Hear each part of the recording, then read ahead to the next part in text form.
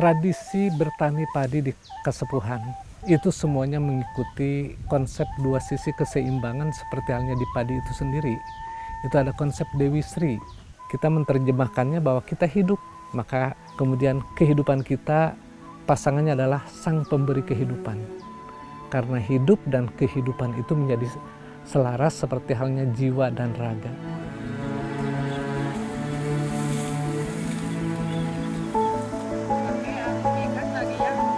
Kalau padi di sini itu biasanya diagungkan atau dimulai atau juga dirawat itu seperti merawat orang. Karena ini sebagian dari diri kita, sebagian bisa dibilangin ini nyawa kita lah.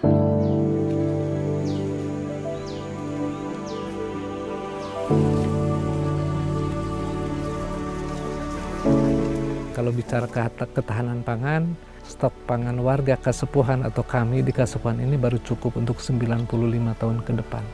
Siapa yang menjual beras, menjual nasi dan anakan dan turunannya itu masuk kategori menjual kehidupannya.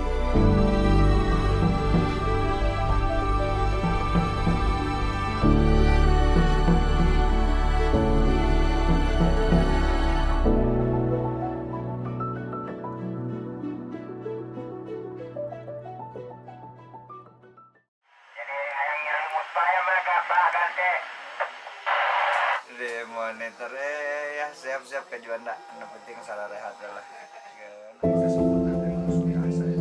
Yang kurang mahimut biasa bang. Perkenalkan, nama Abah Ugi Sugriana Rakasiwi. Abah di sini selaku pemangku adat di Kasepuhan Gelar Alam. Kebetulan Abah memimpin di Kasepuhan ini di masyarakat adat Kasepuhan Gelar Alam generasi yang ke-10.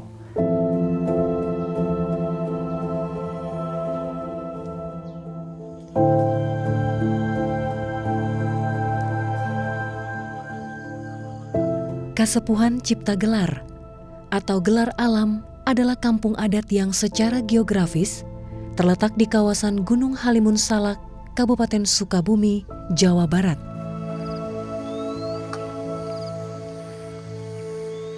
Kasepuhan memiliki artian kata dasar sepuh yang berarti tua.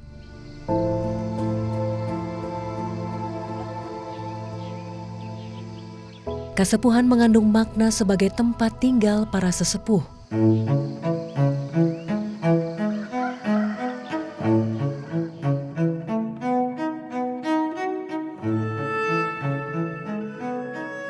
Beberapa kelompok masyarakat yang ada orang tua yang emang Abah seperti Abah sekarang ini sebetulnya sosok pengganti orang tua dan warga sebagai anak-anak Abah gitu ya.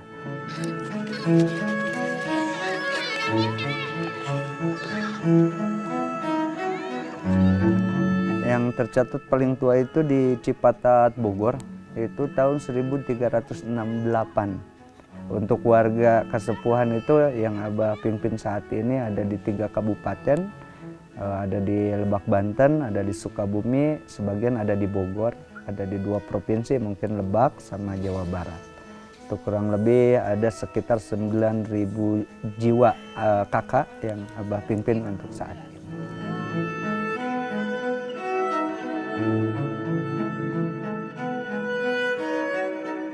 Masyarakat yang tercatat sebagai warga Kasepuhan masih memegang teguh kebudayaan peninggalan leluhur yang diwariskan secara turun-temurun sejak tahun 1368.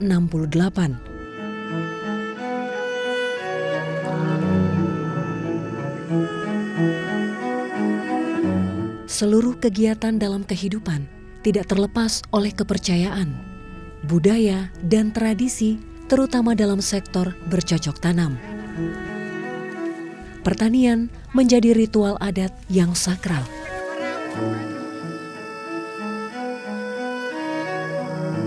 Kalau bicara ritual, segala laku kami di sini itu pasti syarat dengan yang namanya ritus atau ritual. Nah, dalam hal ini misalnya dalam tata cara dan pola bertani. Misalnya menanam padi 1 tahun 1 kali. Kemudian diurus dengan tata cara seperti yang oleh leluhur anjurkan dan haruskan, yang kemudian menjadi adat dan tradisi kami adalah mengikuti pola bertani seperti aturan leluhur.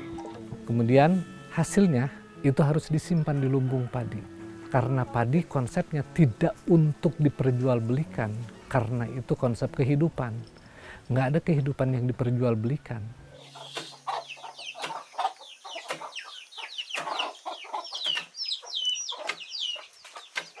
Filosofinya karena padi itu makanan pokok kita yang utama ya. Mungkin kalau di kota mungkin ataupun di luar negeri ada gandum, ada yang lain ya. Karena itu cikal bakal ning nyawa kita untuk hidup. Jadi ya kita juga perlakukan padi itu seperti diri kita sendiri. Karena itu bakal makanan pokok kita yang memberikan kehidupan untuk kita. Jadi itu yang dijaga, yang utama di kita. Dan nggak boleh dijual belikan. Kalau kita jual belikan ya sama aja kita menjual belikan diri kita sendiri.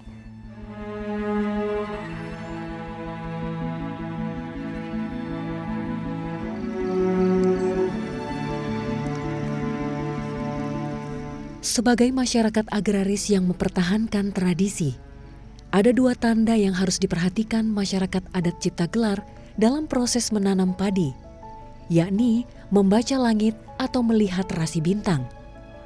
Saat bintang Orion atau rasi bintang Kidang tampak di langit malam, maka proses tanam boleh dilakukan. Jelas getrek. Ada istilah yang disebut dengan penggunaan rasi bintang ini, tanggal kerti turun wesi, tanggal kidang turun kujang, di mana surup kidang turun kungkang. Itu adalah waktu yang dijalani yang menjadi laku dalam kehidupan pola bertani di Kasepuhan yang 1 tahun 1 kali. Misalnya setelah panen, panen itu kita masuk ke ranah yang disebut surup kidang turun kungkang. Itu waktunya tidak boleh menanam lagi. Kenapa? Mari kita lihat, Kidang atau Orion akan hilang dari permukaan, maka kemudian ketika bintang Orion ini hilang dari garis horizon, maka kemudian nanti akan ada kungkang yang turun ke bumi. Diingatkan bahwasanya 1 tahun kehidupan menggunakan lahan, ada hak manusia dan hak kehidupan yang lain. Maka ketika kungkang atau walang sangit ini diturunkan, itu akan menjadi pertanda bahwasanya hak waktu bagi manusia telah selesai. Jangan menanam di saat mereka sedang berkembang biak, nanti bisa bentrok urusan. Maka kemudian lahirnya pestisida, gitu, karena ada orang sudah tidak lagi melihat patokan itu, menanam di saat mereka berkembang biak. Maka kemudian disangkanya mereka yang datang yang makan itu disebutnya kemudian hama. Maka kemudian dikeluarkan pestisida.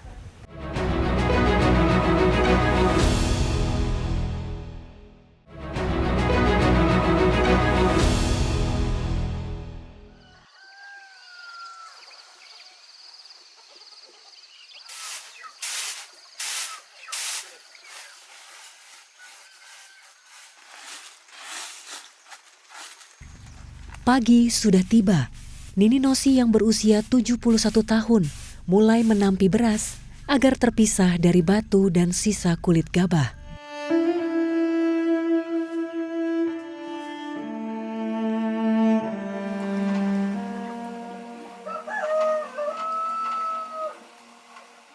Kayu bakar dan tungku tanah menjadi alat masak tradisional bagi masyarakat adat Kasepuhan.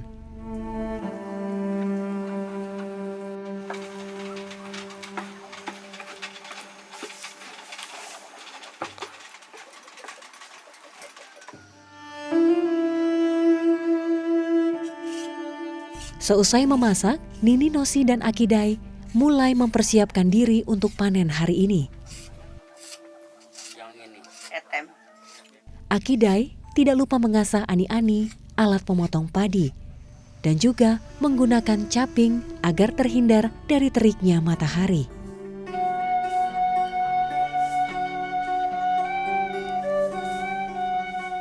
Setiap hari Jumat, masyarakat Kasepuhan Cipta Gelar atau Gelar Alam kerap bergotong royong melakukan berbagai aktivitas. Dan kali ini mereka membantu panen padi milik Abah Ugi, pemangku adat Kasepuhan Gelar Alam.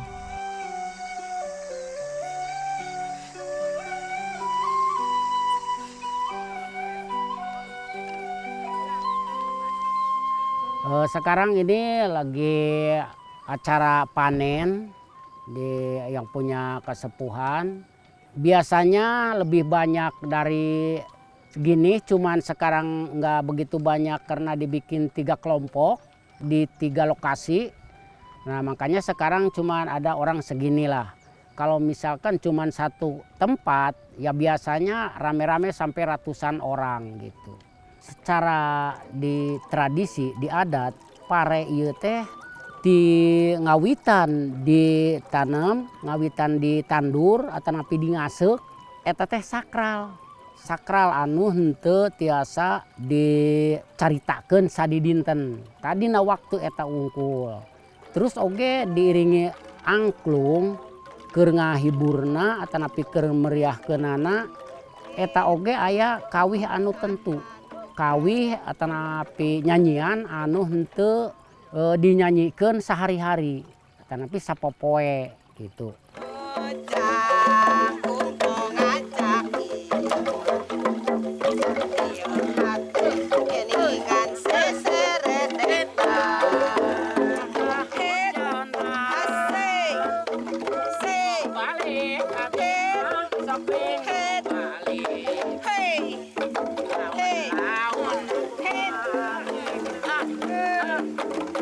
Meski panen hanya 1 tahun sekali, masyarakat tidak pernah kekurangan pangan. Setiap keluarga wajib memiliki leuwit atau lumbung untuk menyimpan padi. Karena di Kasuban itu bukan untuk kepentingan Abah doang, tapi untuk kepentingan warga semua. Kalau leuwitnya kalau punya Abah itu 225 leuwit. Kalau yang punya warga 8.670.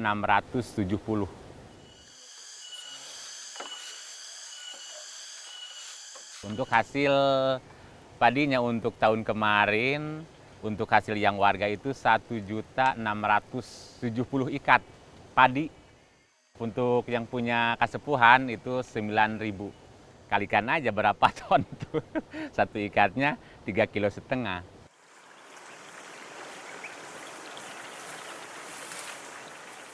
Kalau bicara ketahanan pangan, misalnya Abah sendiri di tahun 2017 beliau menyampaikan di media elektronik ketika saat dari media bertanya tentang kira-kira berapa lama stok pangan gitu ya. Waktu itu beliau cuma menyampaikan stok pangan warga Kasepuhan atau kami di Kasepuhan ini baru cukup untuk 95 tahun ke depan. Itu memang bukan serta-merta nomor itu dikeluarkan, tetapi juga ada, karena sebelumnya ada peneliti dari ITB juga sama-sama yang waktu itu kita tahunya justru dari mereka. Ada hitungan yang dengan kekurangan atau diakumulasikan dengan konsumsi warga, kira-kira seperti itu. Tetapi belakangan juga kami mencoba menghitung sendiri.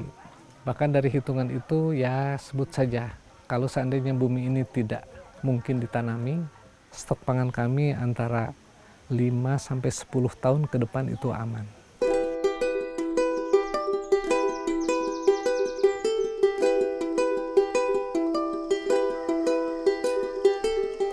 Ada 168 jenis bibit padi yang dimiliki oleh warga Kasepuhan Cipta Gelar.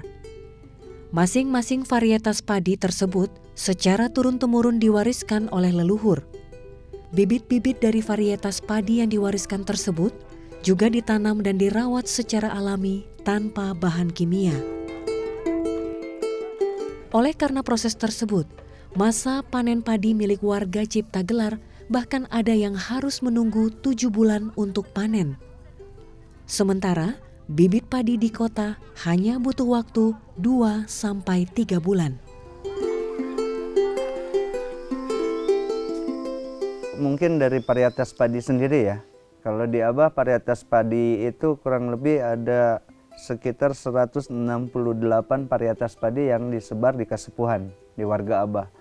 Yang asal mulanya mungkin zaman dulunya itu cuma sekitar 40 apa 60-an karena perkawinan silang dan kita berpindah-pindah, dia kawin silang secara alami yang di huma dan di sawah. Jika menyusuri area leuwit atau lumbung padi milik Kasepuhan, akan terlihat salah satu leuwit yang berisikan padi sejak tahun 1838. Padi yang disimpan di leuwit mampu bertahan lama. Padi disimpan dengan cara diikat menggunakan pocongan.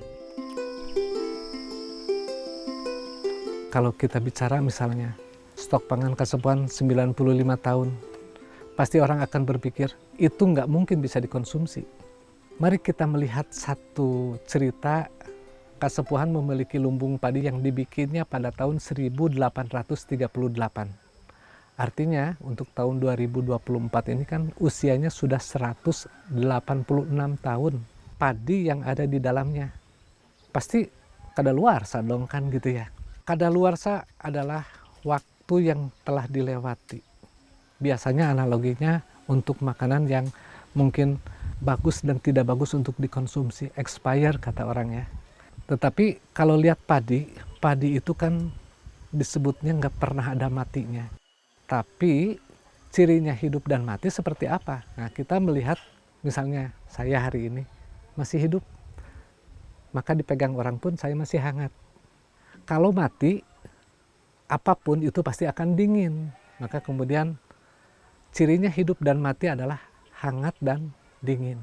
Apalagi kalau pegang padi, hangat sekali, nyaman sekali, enak sekali. Hangat gitu ya, bukan panas, hangat. Artinya beras, padi itu tidak ada istilah matinya. Tetapi usia semakin tua itu semakin jadi. Nah, padi itu semakin tua usianya, rasanya, saya kebetulan waktu itu mencicipi yang usianya 60 tahun ke atas. Maka kemudian lauk pauk itu sudah tidak dibutuhkan lagi.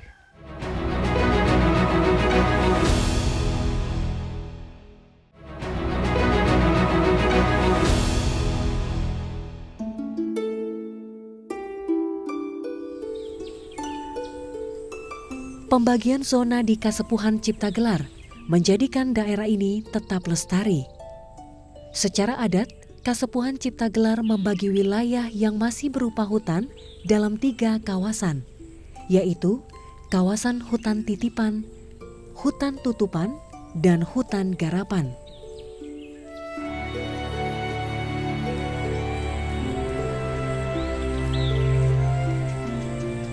Jadi ada 3 sistem pembagian hutan.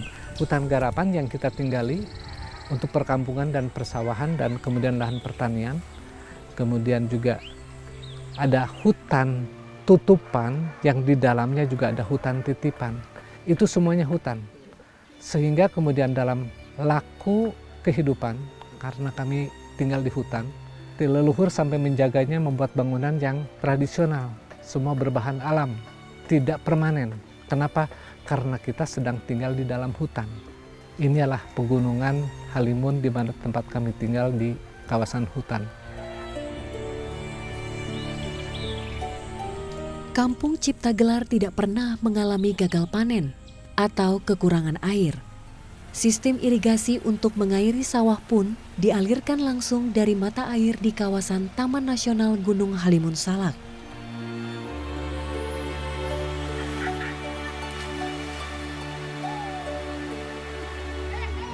Wilayah Kasepuhan bisa disebut sebagai Smart City yang menggunakan energi terbarukan yang diperoleh dari aliran sungai, yaitu pembangkit listrik tenaga mikrohidro. Untuk PLTA sendiri kebetulan itu digagas oleh almarhum ayah Abah. Dan almarhum tahun 88 itu membuat satu kincir pertama di Kasepuhan itu tahun 88 untuk menerangi 66 rumah aja waktu itu. Cuma sekitar 3.000 watt keluarnya.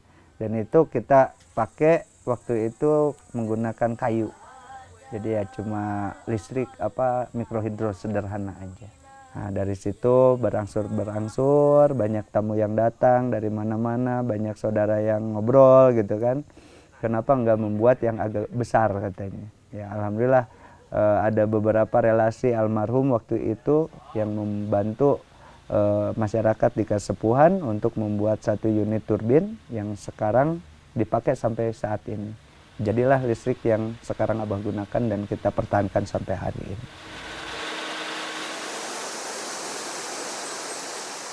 Kita ada sekitar 5 mikrohidro yang masih beroperasi sampai saat ini.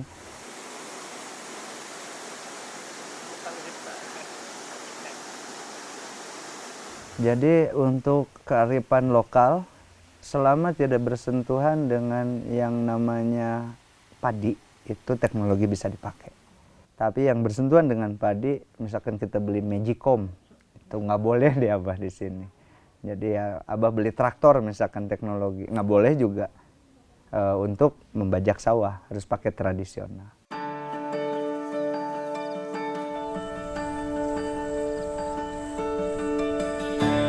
Stigma masyarakat adat yang konon tertutup dan konservatif ternyata tidak berlaku untuk masyarakat adat Ciptagelar yang malah menerima intervensi teknologi. Mereka berjalan dinamis, layaknya masyarakat modern di perkotaan.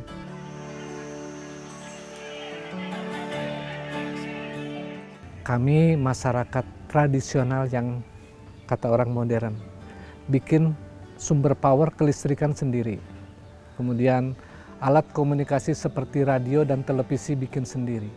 Sekarang zamannya alat komunikasi internet pun kita sudah membentangkan kabel fiber optik, sebut saja begitu, itu tersambung sampai ke Jakarta. Dan semuanya kita mengoptimalkan dengan cara kami, mengembangkan dengan cara kami, kemudian karena untuk kami dan oleh kami. Gitu, seperti itu. Itu terapan dari arti Dewi Sri dalam konteks dua sisi keseimbangan modern dan tradisi.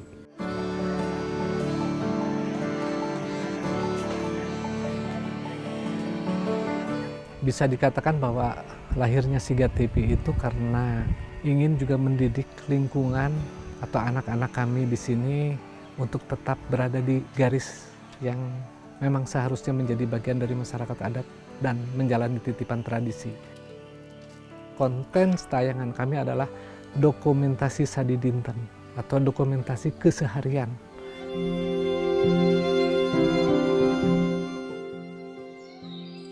Kadang-kadang Abah juga suka malu, ini sawah luas di Indonesia, tapi kadang-kadang impor dari luar. Mudah-mudahan ke depan jangan impor terus, kalau bisa ekspor ke luar negeri.